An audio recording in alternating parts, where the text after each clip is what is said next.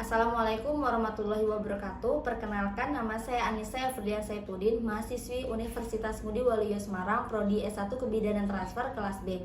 Di sini saya akan mempraktekkan tentang konseling gangguan eliminasi buang air kecil pada masa nifas. Terima kasih.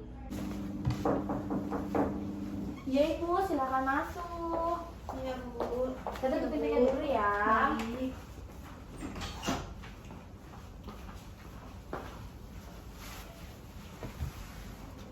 Ini dengan Ibu siapa?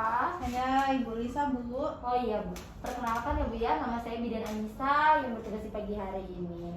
Iya Ibu ada keluhannya Bu Lisa? Nggak ada Bu, cuma mau kontrol aja. Kemarin habis lahiran seminggu yang lalu. Oh, seminggu yang lalu, berarti tanggal baru lahiran tanggal 4 ya Bu ya? Iya betul.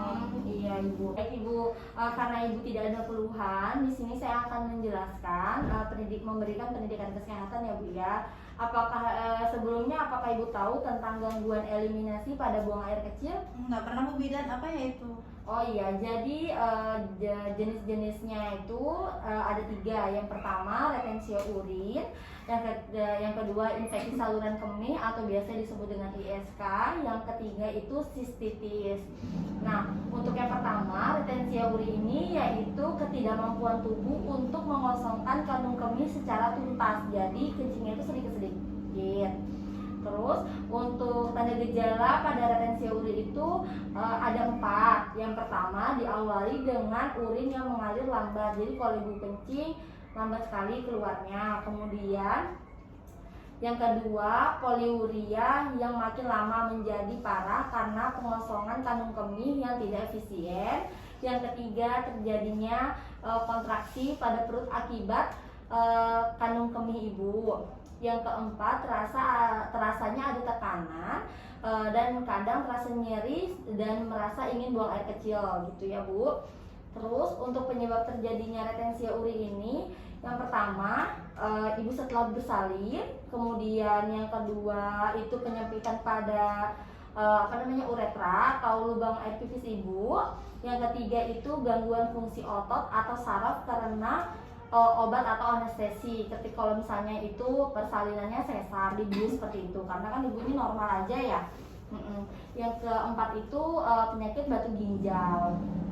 Kemudian yang kedua ini ada infeksi saluran kemih.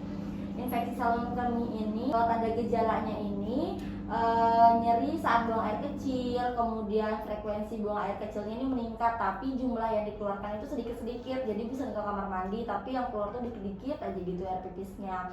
Kemudian tidak bisa menahan rasa ingin buang air kecil. Dan yang keempat itu nyeri perut bagian bawah. Yang kelima, kandung kemih terasa penuh walaupun sudah buang air kecil.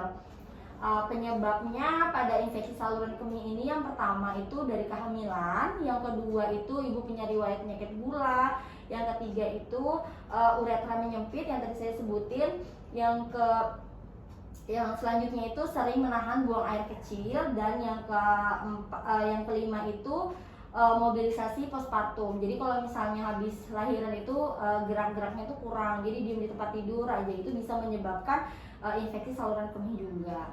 Kemudian selanjutnya yang ketiga itu pengertian dari sistitis atau radang pada kandung kemihnya.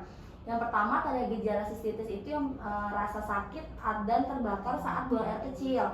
Kemudian nyeri dan tekanan di perut bagian bawah. Yang ketiga itu urin Ibu berbau amis dan berwarna keruh. Jadi kuning tapi lebih keruh lagi seperti itu. Kemudian kencingnya berdarah disertai demam, bisa demam juga. Nah, penyebab dari sistitis ini adanya bakteri ya Escherichia coli dalam saluran kemih. Yang kedua penyakit tertentu, misalnya ada riwayat penyakit batu ginjal seperti itu. Kemudian penggunaan bahan kimia seperti sabun pembersih kewanitaan, kan sekarang udah tidak dianjurkan lagi ya Bu. Kemudian diabetes atau punya gula ya, sama menopause seperti itu. Apakah Ibu mengerti yang sudah saya jelasin? Iya Bu. Nah, ya, jadi dari masalah yang tadi yang 3 saya sebutin itu, jika ada masalah di atas, segera Ibu ke fasilitas kesehatan ya Bu ya yang terdekat untuk dilakukan penanganan segera. Baik, ada yang Ibu ingin tanyakan Ibu? Enggak ada Bu Bidan. Oh ya, bisa dijelasin yang saya tadi ini jelaskan, ada 3 penyakit Bu, boleh disebutin? Yang pertama tadi ada infeksi saluran kemih, Ya. retensi urin, sama yang terakhir itu sistitis ya Bu. Iya benar Ibu Lisa, berarti dari penjelasan Ibu sudah paham ya. Iya, Bu. Baik Ibu, untuk selanjutnya berarti Ibu tidak perlu kontrol lagi ya Bu ya, karena semua dalam batas normal. Baik Ibu, terima kasih ya Ibu Lisa atas waktunya. Hati-hati di jalan Ibu. Baik, Assalamualaikum. Salam.